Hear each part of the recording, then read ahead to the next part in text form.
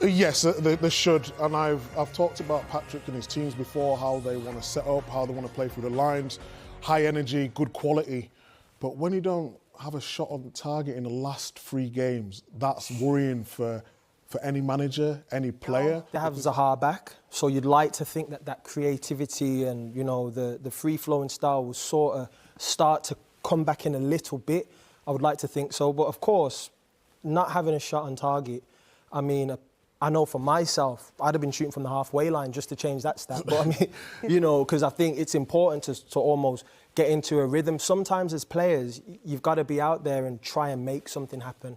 And it is very difficult when you are low on confidence and, you know, sometimes you may hear the fans getting a little bit upset, which also puts a little bit more pressures on you. But I just think as a group of attackers, I'd like to talk about them. I would say take the onus on yourself, go out there, be confident, be positive, and try and make something happen, because in the end, you need shots on target in order to score goals. But what do you do, though? What do you do when you've been on a bad run of form in terms of scoring goals? Do you stay out and do extra training? What is it that you do differently?